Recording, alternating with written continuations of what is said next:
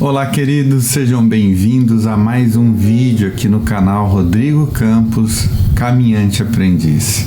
Hoje eu gostaria de trazer uma reflexão para vocês sobre aquele momento em que Jesus é procurado pela sua mãe e seus irmãos e de repente ele tem uma resposta que as pessoas não esperavam que ele teria, tá bom? Essa reflexão ela é parte do programa Oração de Cada Dia que aconteceu hoje pela manhã. Eu espero que seja muito útil para vocês, tá bom? Se você não é inscrito aqui no canal, se inscreva. Se você gostar do vídeo, não é? Então deixa aí a sua curtida e também compartilhe com seus amigos. Bora lá para a reflexão então. Eu gostaria de ler para vocês hoje uma mensagem tirada do Evangelho de Marcos, que conta uma situação em que a mãe e os irmãos de Jesus o procuraram. E diz assim: Então chegaram a mãe e os irmãos de Jesus, ficando do lado de fora, mandaram alguém chamá-lo. Havia muita gente assentada ao seu redor e lhe disseram: Tua mãe e teus irmãos estão lá fora e te procuram. Tua mãe e teus irmãos estão lá fora e te procuram. Mas Jesus perguntou: Quem é a minha mãe? E quem são os meus irmãos? E então ele olhou aos que estavam assentados ao seu redor e disse: Aqui estão minha mãe e meus irmãos. Quem faz a vontade de Deus, este é o meu irmão, a minha irmã e a minha mãe. Bom, a primeira coisa que vem ao nosso coração quando a gente lê um texto como esse é uma aparente relação de desprezo de Jesus com aqueles que o chamavam do lado de fora. Há pessoas que podem olhar para essa situação e dizer: Jesus está desprezando sua mãe e seus irmãos. Só que aí entra a importância da gente ler o contexto do texto em questão. Porque um pouco antes, nos versículos anteriores, a gente lê o seguinte: Jesus entrou numa casa, novamente reuniu-se uma multidão ali ao redor dele, como sempre acontecia, de modo que ele e os seus discípulos não conseguiam nem comer. Quando seus familiares ouviram falar disso, saíram para trazê-lo à força, pois diziam: ele está fora de si. E os mestres da lei que haviam descido de Jerusalém diziam: ele está com Beelzebu, pelo príncipe dos demônios é que ele expulsa demônios. Então Jesus chamou e lhes falou por parábolas: como pode Satanás expulsar Satanás? Se um reino estiver dividido contra si mesmo, não poderá subsistir. Se uma casa estiver dividida contra si mesma, também não poderá subsistir. Se Satanás se opuser a si mesmo e estiver dividido, não poderá subsistir. Chegou o seu fim. De fato, ninguém pode entrar na casa do homem forte e levar dali os seus bens sem que antes o amarre. Só então poderá roubar a casa dele. Eu lhes asseguro que todos os pecados e blasfêmias dos homens lhes serão perdoados, mas quem blasfemar contra o Espírito Santo nunca terá perdão, é culpado de pecado eterno. Jesus falou isso porque eles estavam dizendo: ele está com um espírito imundo. Então olha que interessante, o contexto da fala de Jesus vem em um momento de muito enfrentamento não apenas com as pessoas ali ao redor que estavam dizendo que Jesus fazia o que fazia, porque a maldade o habitava, o príncipe dos demônios o habitava. As pessoas estavam incomodadas pelo fato de Jesus libertar os homens dos seus espíritos malignos. Esse é o contexto.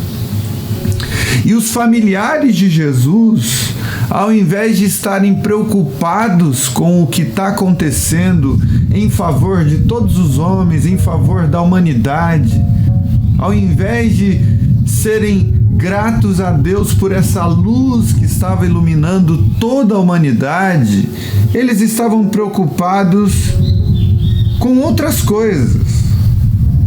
Eles estavam preocupados com se Jesus estava comendo, se ele não estava comendo. E eles chegaram a afirmar que Jesus estava fora de si. Então, o nível da falta de compreensão dos seus pais e dos seus irmãos em relação ao que Jesus estava fazendo em favor da humanidade era tão grande, mas tão grande, que eles queriam retirar Jesus dessa posição. Eles queriam que Jesus parasse de fazer o que estava fazendo. Eles queriam que Jesus vivesse em uma vida normal. Eles não queriam que Jesus continuasse no caminho que ele estava, porque afinal de contas, ele estava lidando com o ódio das pessoas, ele estava lidando com uma rotina que muitas vezes não lhe permitia comer direito, ele estava lidando com uma rotina perigosa aos olhos humanos. Isso que está rolando aqui nesse texto e nesse contexto é muito parecido com o que Jesus enfrenta em Pedro, quando Pedro diz: jamais tu morrerás, longe de ti realizar tal coisa.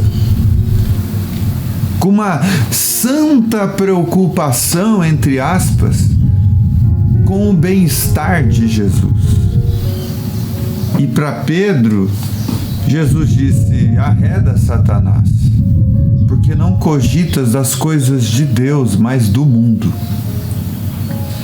Mostrando assim que o conforto, que a normalidade, que o cotidiano, muitas vezes pautado na tranquilidade de uma rotina comum aos homens, muitas vezes não é aquilo que um homem e uma mulher de Deus vai encontrar no caminho proposto por Jesus.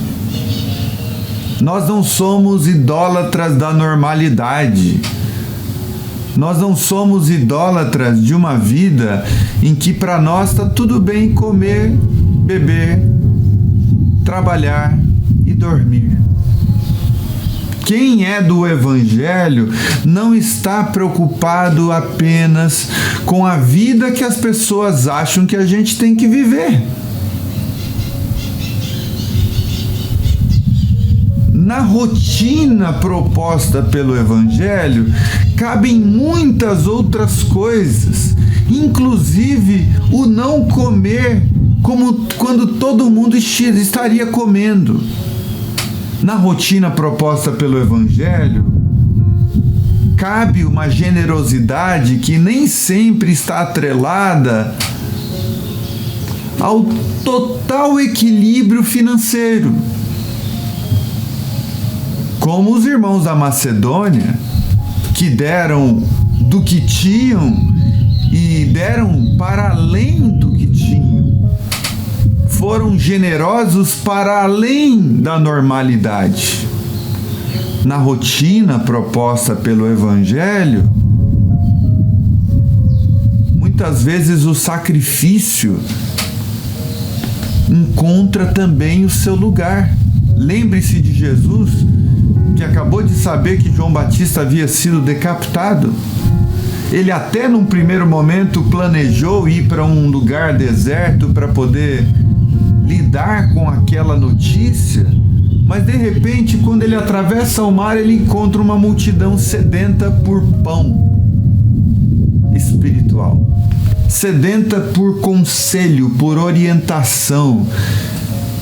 E Jesus permaneceu fiel à sua rotina pré-programada? Não. Jesus deixa de ir lá para atender aquelas ovelhas sem pastor. Porque na rotina proposta pelo reino de Deus, cabe o sacrifício. Cabe fazer para além do que as pessoas estão fazendo. Cabe enfrentar o ódio dos opositores. Cabe continuar fazendo o bem, insistindo no bem, perseverando no bem, mesmo quando esse bem está causando perseguição na sua direção. Daí a gente compreende. Os pais de Jesus e os irmãos de Jesus queriam livrar Jesus a qualquer custo daquela rotina que ele havia imposto a si mesmo. Eles queriam privar Jesus de lidar com as oposições, de lidar com o ódio público, de lidar com uma multidão que estava disposta a ouvi-lo, mas também estava disposta a persegui-lo.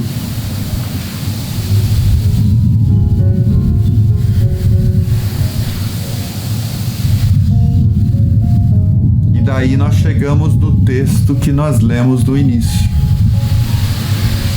Olha, tua mãe e teus irmãos estão lá fora e te procuram. E Jesus diz: quem é minha mãe?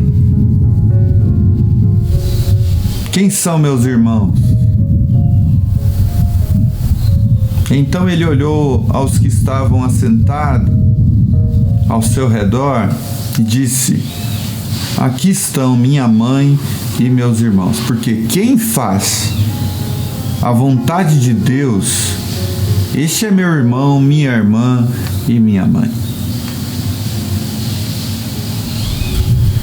Meu irmão e minha irmã e minha mãe não é necessariamente aqueles que têm a mesma relação consanguínea comigo. Minha mãe, meu irmão e minha irmã é, antes de tudo, aquele que caminha conforme a vontade do meu Pai que está nos céus. Este sim é minha mãe, meu pai, meu irmão e minha irmã. Mostrando assim, não um desprezo por sua família, mas um desprezo por essa tentativa insistente de tirar Jesus do seu caminho, de tirar Jesus de sua missão. O desprezo que Jesus mostra aqui nessa fala é essa tentativa de fugir do sofrimento quando o sofrimento é necessário. Quando o sofrimento é parte da obra que Deus está fazendo em nós. Todos nós, como pais e mães de nossos filhos, queremos privar os nossos filhos do sofrimento. Mas não podemos nos enganar. As oposições, os sofrimentos, os sacrifícios, as dificuldades, elas fazem parte da realidade de todo ser humano, muito mais de todo ser humano que se coloca no caminho de Jesus. Porque assim como odiaram a Jesus, odiarão também os que são discípulos de Jesus. Odiarão porque eles são chatos, porque eles não aguentam ver a felicidade dos outros e por isso querem acabar com a festa dos outros? Não, não, não. As pessoas não odiavam Jesus por esses motivos. As pessoas odiavam Jesus porque Jesus era misericordioso demais. Ele incluía quem as pessoas não queriam incluir na misericórdia. As pessoas odiavam Jesus porque ele relativizava os rituais religiosos, porque ele entendia que o sábado foi feito para o homem e não o homem para o sábado, de que o templo não era a casa de Deus, o templo era apenas um ambiente das reuniões, mas Deus estava interessado mesmo era no coração das pessoas. Tanto que ele elogia pessoas que não iam ao templo e dizia: em verdade vos digo que não encontrei em Israel fé como a desse homem. As pessoas odiavam Jesus porque Jesus relativizava os seus ídolos, relativizava aquilo que para eles era sagrado, mostrando que o que o Pai considera sagrado é a vida, especialmente a vida do necessitado, do pobre, daquele que precisa de ajuda. Então, todo ser humano que se coloca nesse caminho de Jesus, todo ser humano que abraça essa vida proposta por Jesus, vai ter que encarar as oposições, os sofrimentos, as perseguições.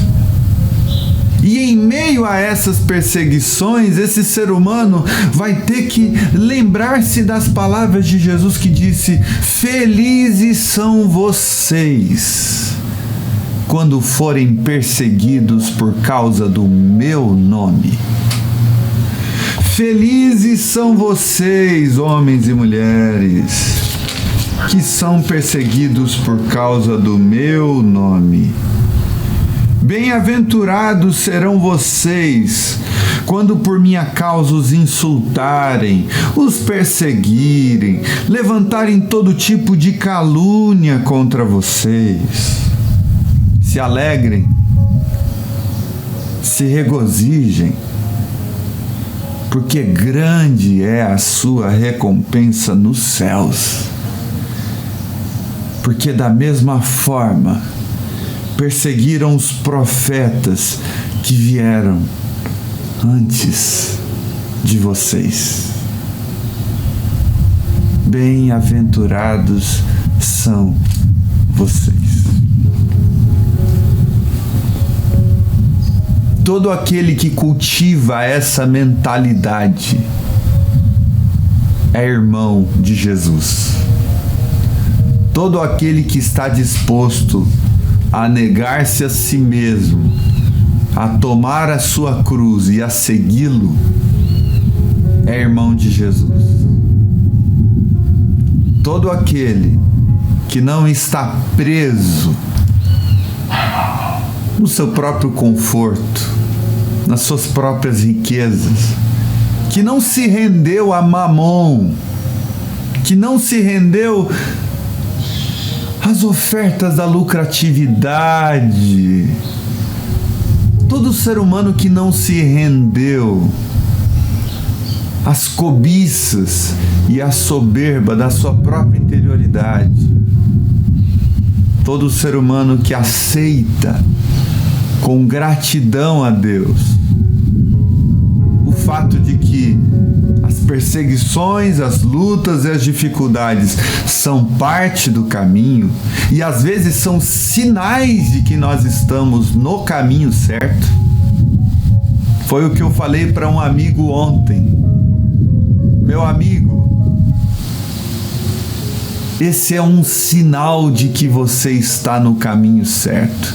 Essas perseguições, esses boicotes, é um sinal de que você está no caminho certo. Ofereça isso como oferta a Deus, de cheiro suave e agradável.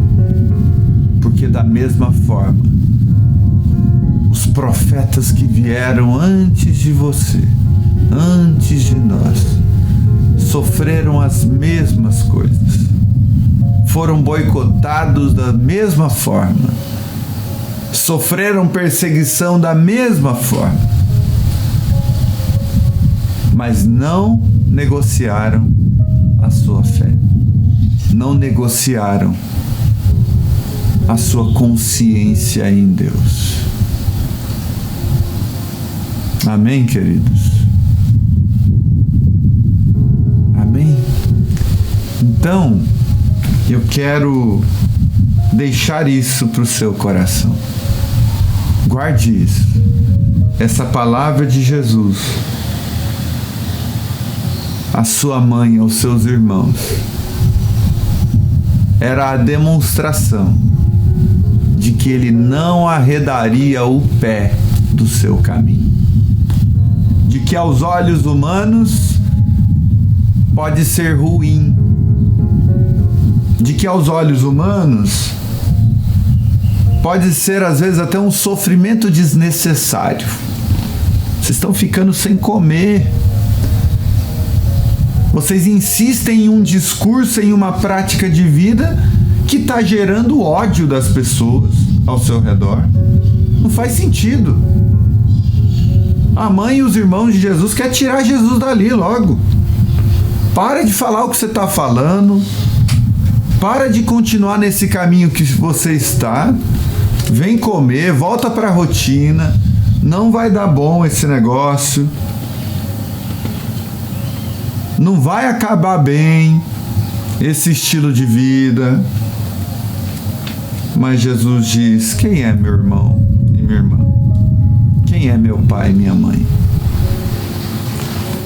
Quem são os meus amigos de verdade? São aqueles que fazem a vontade do meu Pai que está nos céus. São aqueles que fazem a vontade do meu Pai que está nos céus. Força, meu querido, força, minha querida. Não desista do bem. Não desista do amor. Não desista de fazer o que você tem feito em favor das pessoas, mesmo que você tenha colhido perseguição, ódio infundado, calúnia, difamação. Não deixe de fazer o que você tem feito, pela vontade de que a vida seja mais tranquila, mais confortável, mais prazerosa. Não deixe de fazer o que você está fazendo em favor do amor, na consciência do Evangelho, só porque o que você está procurando, só porque o que as pessoas estão procurando seja uma vida muito mais na média, muito mais tranquila. Jesus disse: eu não vim para trazer paz à terra, eu vim trazer espada. Entenda com isso que Jesus está dizendo: conflitos serão necessários. E esses conflitos não são causados por vocês através do ódio, não. Esses conflitos são parte inerente do processo de manifestar amor e bem onde jaz do maligno. Na medida em que você for misericordioso, cheio de graças, cheio de misericórdia, em ambientes onde a maldade impera, você naturalmente vai sendo expurgado do mundo. Há forças que se levantam contra você, na medida em que você não desiste do amor. Você vai ser chamado de filho de Belzebu, você vai ser chamado de frouxo, de isentão, você vai ser chamado de um monte de coisa, viu? Vai ser chamado de herege, de desviado, de desigrejado, disso e daquilo. Já estou te avisando de antemão. Mas quando essas perseguições vierem, lembre-se que elas não são o estímulo para você parar. Elas são apenas um sinal de que você está no caminho da bem-aventurança de Jesus. Você está no caminho da felicidade ensinada por Jesus.